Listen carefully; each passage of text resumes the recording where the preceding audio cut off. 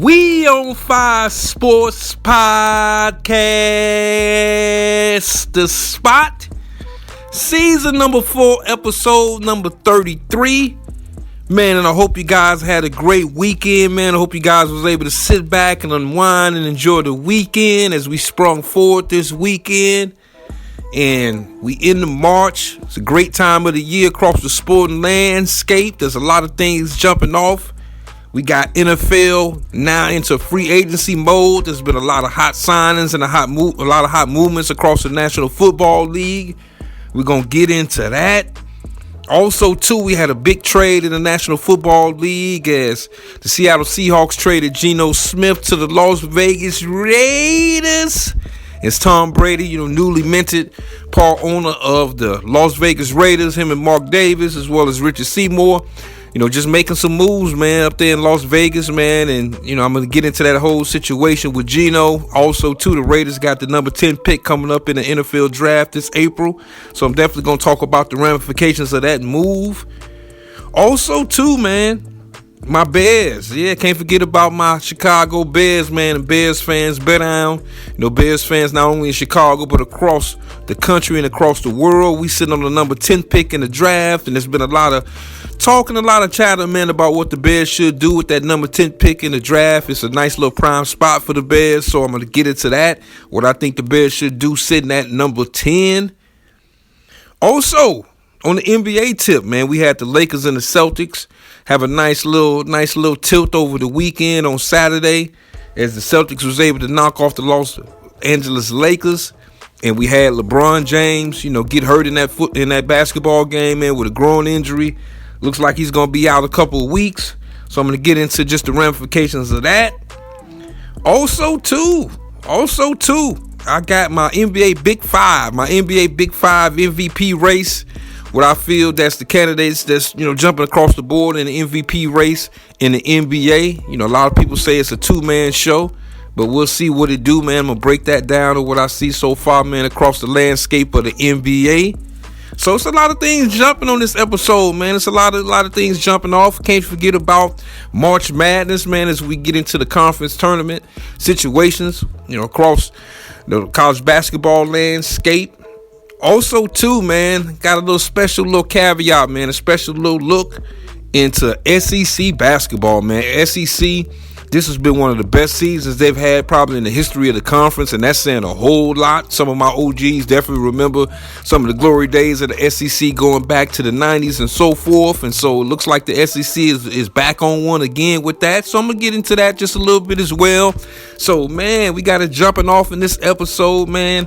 Season number 4, episode number 33, and we're going to talk about, first and foremost, man, this deal with Geno Smith, man, being traded from the Seattle Seahawks, man, to the Las Vegas Raiders. As everybody knows, the Raiders got, new little ownership situation with Tom Brady and Richard Seymour, former defensive end for the Patriots as well as the Raiders. Went into the Hall of Fame a couple years ago. Was an outstanding player at the University of Georgia back in the early 2000s. And so, the Raiders, I've been keeping my eye on them, man, because, they're in a precarious situation. First and foremost, they released Gardner Minshew, let him, showed him the door. And a lot of people thought with them sitting at the number 6 pick in the draft that they would go kind of down the avenue of getting a quarterback at that spot. There's been a lot of talk about Shedeur Sanders being, picked up in that spot. And this trade with Geno, man, is just a huge deal for the Raiders because, they're trying to win now. And they're in one of the toughest divisions in the National Football League. As I mentioned, just got a whole new swag up there with Tom Brady and so forth in the building. They went ahead and hired Pete Carroll, who would be the oldest NFL head coach in the history of the National Football League coming up this fall. And so they try to be in win now mode, man. And I can't front. I like this deal actually for the Raiders because I'm going to go ahead and put it out there. This is kind of what I call a watered down quarterback class. And there's no shot at Cam Ward or Shedeur Sanders, or the quarterbacks that's in this NFL draft this year. But I don't think it's the same impact as we saw last year with, Jaden Daniels and Caleb Williams and Bo Nix and, So I think it's a whole, different type of situation coming into this year in the NFL draft at the quarterback position. So I thought at the end of the day, it's vital for the Raiders to try to make a move and at least get them a confident starting quarterback. And so I think for them sitting at number 6, I think it's a situation to where I don't think they're going to draft a quarterback sitting at that position. Meaning that with just this move with Geno Smith, I think Shedeur Sanders may drop out of the top 6 and may, fall to maybe 7 through 10. And we'll get into that just a little bit as we get closer to the NFL draft coming up next month. But I thought this was a big time move for them. I thought it was a heady move for them. And at number 6, I wouldn't be surprised, man, if they go. And I know a lot of people in Chicago are going to be mad when I say this. I think is at this point, it's probably in the best interest of the Las Vegas Raiders to go ahead and draft Ashton Genty. I think at the end of the day, when you bring in a confident quarterback, their run game was putrid. Josh Jacobs, moved on to Green Bay last season, and their run game took a massive hit. And so I think he's the best running back in this draft. I do think it's a very deep draft, just as far as the running back position is concerned. But I think it's in their best interest to kind of go at the running back or skill position player, for them outside of the quarterback position. So we'll see what the Raiders do, moving forward. Definitely, like I said, it's just a lot of movement across the National Football League. And another movement, as we stick into the AFC, we go to the AFC North. As Myles Garrett became the highest paid defensive player in NFL history as the Cleveland Browns went ahead and signed him to a big old bag of money, $124 million guaranteed. Like I said, the highest contract for a defensive player in NFL history. And I think Myles Garrett, I think he's deserving of that as far as his talent is concerned. But that's not where I'm going with this one. Because I want to get into just the whole situation in Cleveland real quickly. With Haslam being the owner and just the whole situation with Deshaun Watson. They broke the mold with him, making him the highest quarterback at the time in NFL history, $275 million guaranteed. And they're in a real tough situation because Myles Garrett, first and foremost, came out and said, man, hey, look, I'm trying to get up out of here. Now, I think you guys are not about winning. Let me go ahead and just try to move forward. I know you guys may have heard, if not, just a situation with him wanting to sit down with the Cleveland Brass and kind of let them know face to face that he was ready to move on. They told him basically to kick rocks. Less than 48 hours later, they made him the highest defensive player in NFL history. And so for me, I think it's a bad decision by the Cleveland Browns. And I don't think it's from a standpoint of that Myles Garrett is not deserving of the money, because I think he's probably arguably the most talented defensive player in the National Football League. But I just think at the end of the day, when a guy tell you that he don't want to be there no more, yeah, you could go ahead and break him off with the money. But at the end of the day, he still feel the same way. I mean, he'll be a fool to turn the money down. Don't get it twisted. But I think his feelings are still the same. And so I think for Cleveland, it's time for the Cleveland Browns to go ahead and hit the total reset button. I mean, this team is going nowhere, even with the great contribution, for Myles Garrett. This team, won a handful of games last year. Deshaun Watson, he's going to be out again next season with the setback with his injury. And so for me, if I'm the Cleveland Browns, knowing this guy don't want to be here, I'm going ahead and trading this guy, man, to get as much draft picks as I can. And I think that the GM Barry up there in Cleveland, I thought, in the organization's best interest to go ahead and trade this guy, man, and go ahead and just build it back up. They need a quarterback as bad as possible. They got the second overall pick in the draft. And as I mentioned, man, if they would have tried to put this guy out there on the trade market, they would have easily got what I think is 2 number ones or 1 number 1 and 2 number 2s for Myles Garrett as just a Kickstarter. And so, not really happy with Cleveland just making this move, man. It just shows certain organizations, they're just a little bit ahead of the curve, say, than others. So that's just an interesting situation across the board. And then another thing that just hit the press, man, just a few hours ago, well, yesterday actually, was the Rams signing Devontae Adams to a 2-year deal. And when I saw that, because Devontae Adams to me is an interesting piece. I think it's a lot of teams across the National Football League that, be happy for his services. And I didn't see the Rams, and I had them kind of in my bag of teams, that I thought that may be interested in his services. And they've been very aggressive. I think Sean McVay is one of the best coaches in the National Football League, to say the least. Scheme up McVay, as I call him. And so I think at the end of the day, this move is definitely a move as they try to show Cooper Kupp the door. We had the whole little soap opera with Matt Stafford, which I didn't believe at all. I didn't think they was going to let Matt Stafford, get out of their building. I just think that it was a money negotiation play. I didn't see him going nowhere. And so this is a big time move for them because people forget. This team got to the divisional round this year in the NFC. They was literally a play away from knocking off the Philadelphia Eagles, the eventual Super Bowl champions. And so I'm liking what the Rams are doing. They're a savvy organization. Obviously they won Super Bowl a couple years ago. And I think this is a big time move for them. I think this still puts them into play to being a contender in the NFC next year. And so we'll see what they do in the draft and other free agency moves that they do moving forward. But I think, it was a surprising move for me, just showing just how aggressive the Rams was in making this move and making this decision. And so also, too, another primetime free agent that's out there just on the quarterback end is obviously Sam Darnold. I'm not sure if the Minnesota Vikings are going to try to bring him back. There's been a lot of speculation, across the board thinking that the Seattle Seahawks may go ahead and, try to sign him. And I think for the Seahawks, I think it might be in their best interest to do so. Because like I said, man, this is a lukewarm draft at the quarterback position. I just think that at the end of the day, they got a young head coach in McDonald who just got there last year. This team was had a winning record last year. We heard the whole situation with DK Metcalf, if he want to move forward. Not sure how that situation is going to play itself out. Definitely going to stay tuned to that whole situation. So it's just going to be interesting to see what dominoes fall just with the movement with Geno Smith at the quarterback position. Obviously, with just Devontae Adams moving on to the Los Angeles Rams. So we'll see what it do, man. And, like I mentioned before, if you're first time listening to the show, man, I appreciate your ear. If you're an OG of the show, definitely appreciate all the love and the feedback as well. And coming up, we're going to get into a few things on the basketball tip, man. And also, too, can't forget about what I think my Chicago Bears should do sitting at the number 10 pick overall in the NFL draft. We on Fire Sports Podcast, The Spot.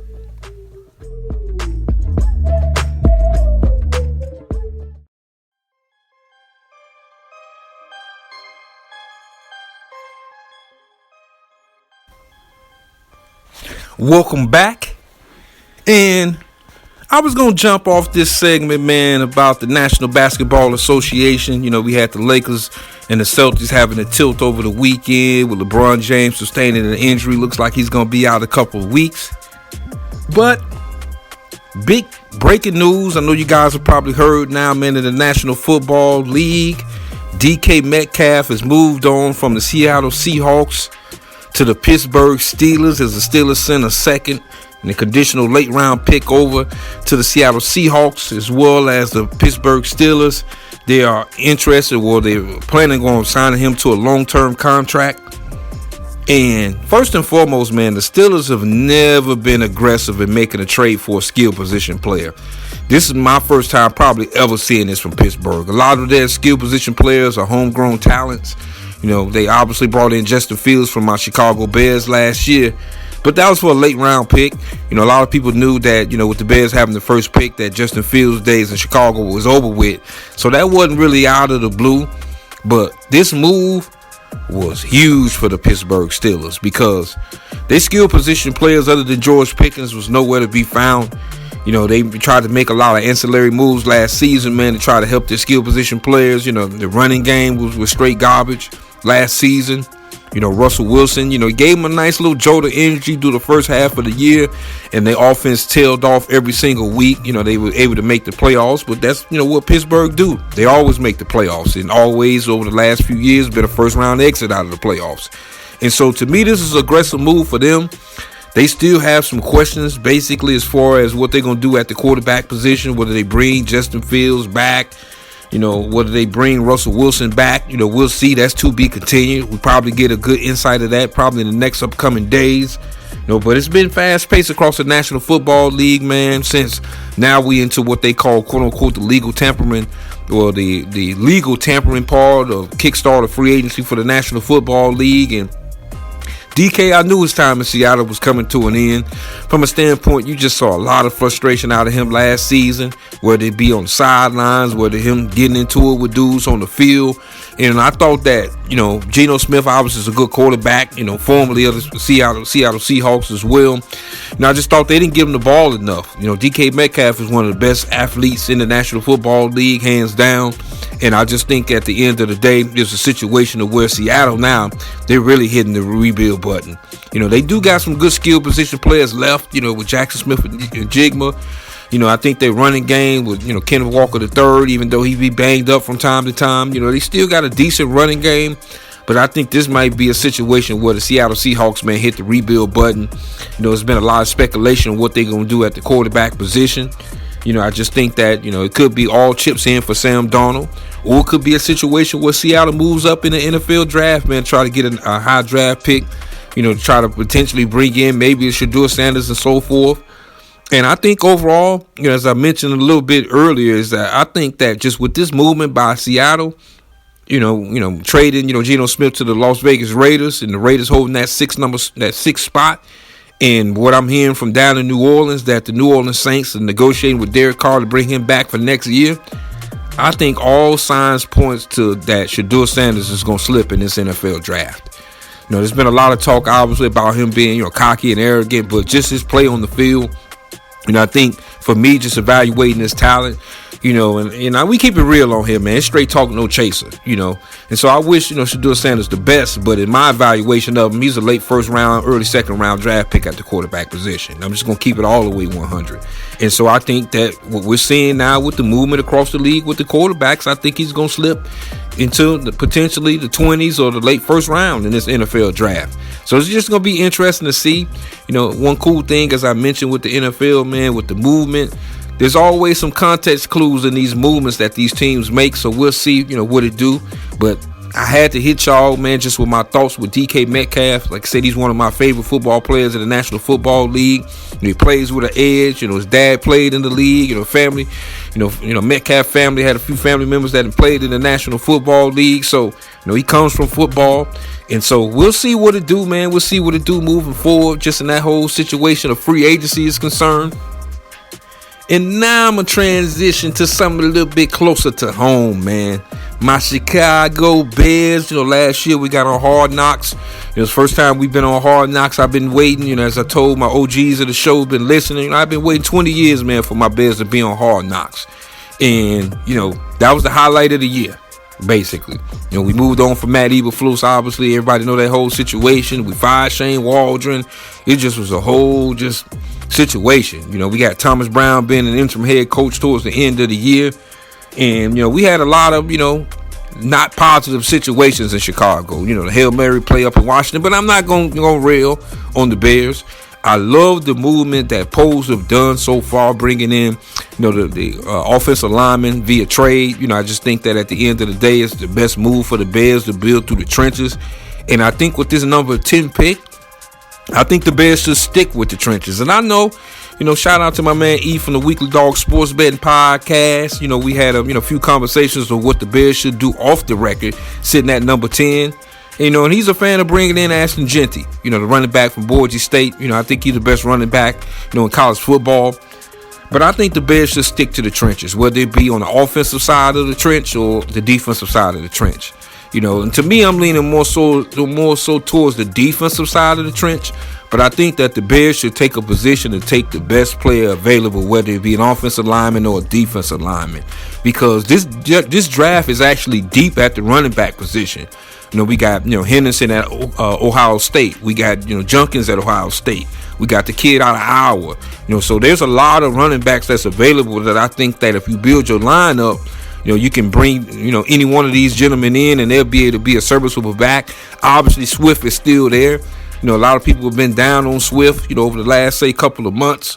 Just looking at the prize piece in Ashton Jeanty. But I think there's some tread on the tires of Swift. I think at the end of the day, the offensive line was straight trash last year. And so, if you're watching the Bears game, their offense is not creative at all, especially running the football. And so I think that, you got to build it on the trenches, especially sitting at number 10. I know there's going to be a lot of offers for the Bears to trade back. I would entertain those offers depending on what I see that's on the board for the Bears sitting at number 10. But it's a prime spot, man, to get you a caliber offensive lineman or a defensive lineman, man, sitting at number 10, depending on how the picks fall. And so that's my thoughts, man, across, free agency. This breaking news, obviously, DK Metcalf being traded over to the Pittsburgh Steelers. Also, too, what my Bears going to do sitting at number 10, or what I think they should do sitting at number 10.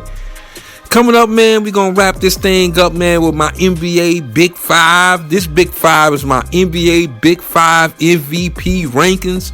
And a lot of people think it's a two-head, monster as far as the MVP is concerned.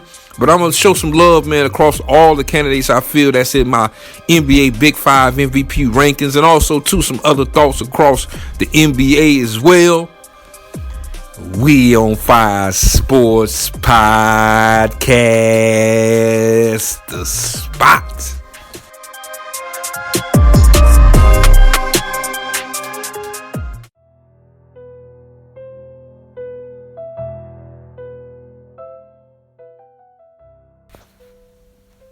All right, before we get out of here, as I mentioned earlier in the show, it's officially March Madness and college basketball, and it's a whole lot of things going on in these conference tournaments, man. It's my favorite part of the year, college basketball. Obviously, it's the conference tournaments lead into the NCAA tournament, and there's going to be some hot matchups, man, in these conference tournaments. I just like the excitement.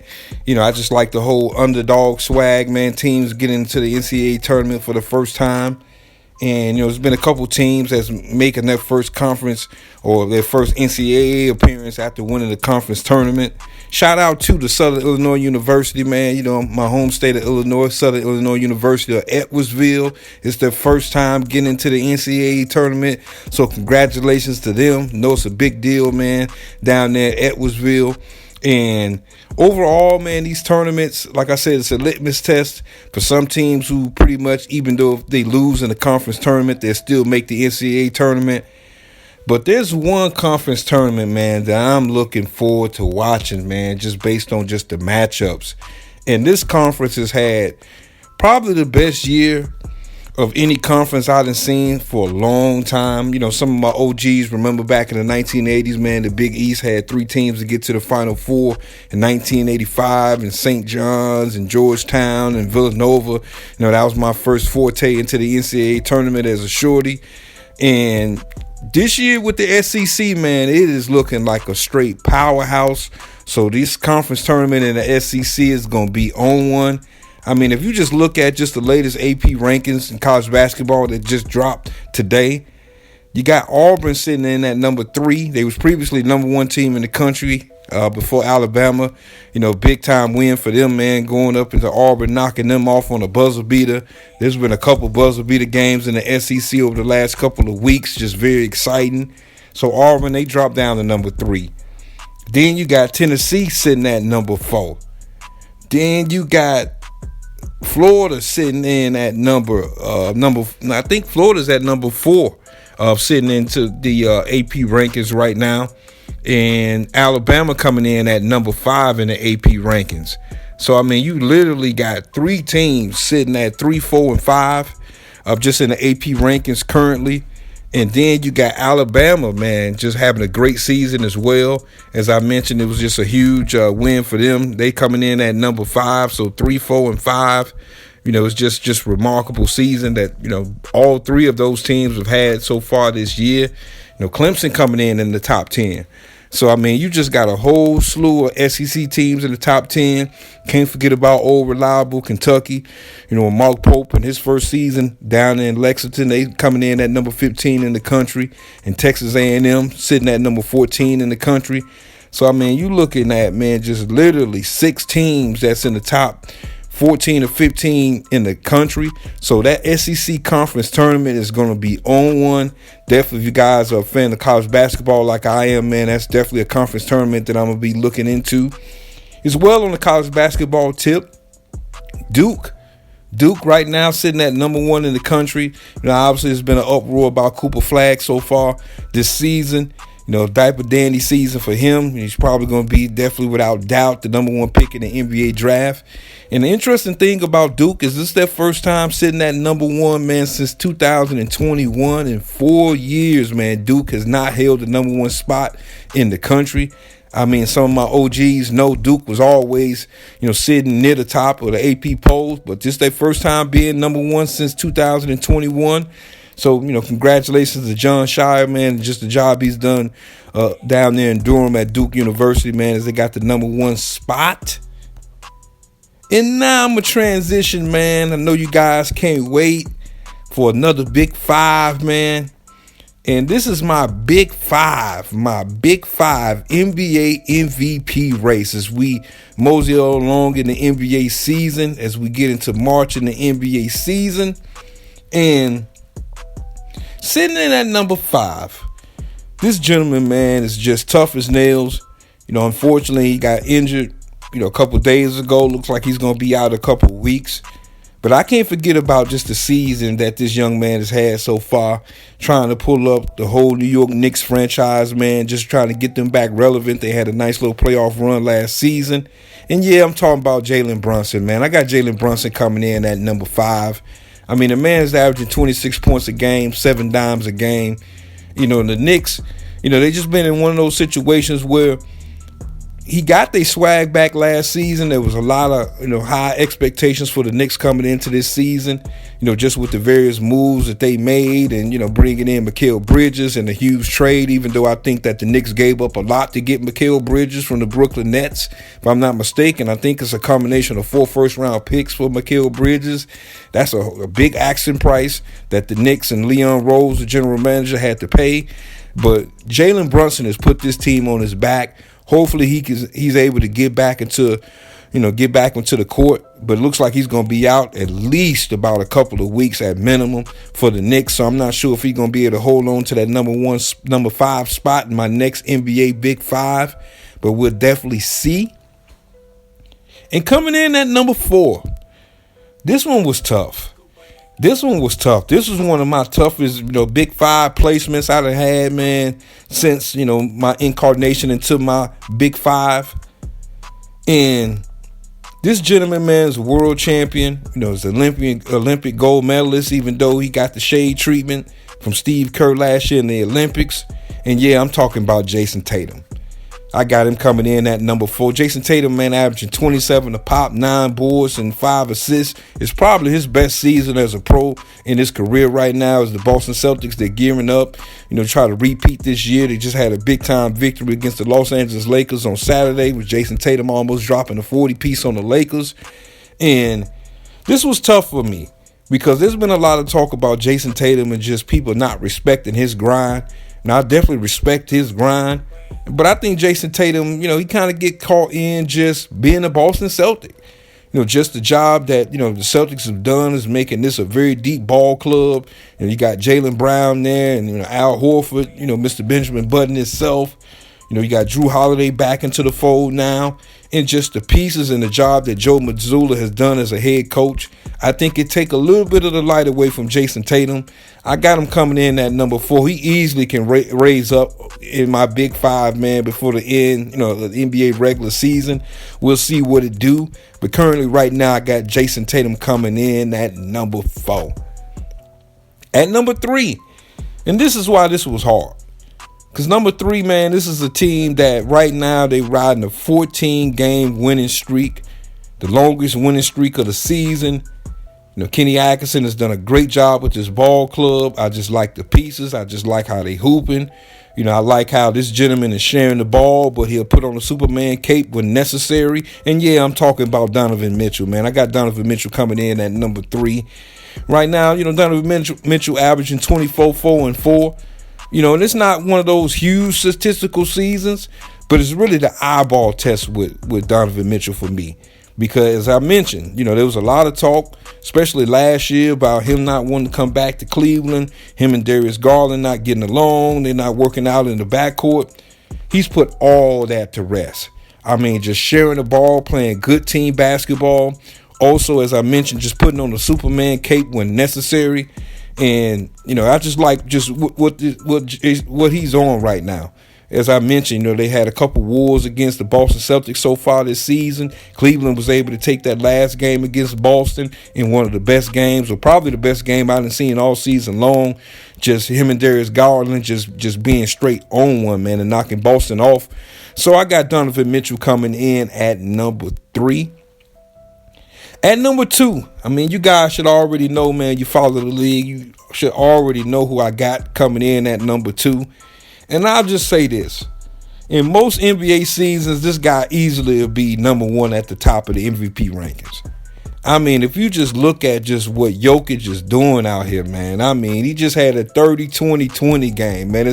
There's never been a 30-20-20 game in the history of the NBA. Never.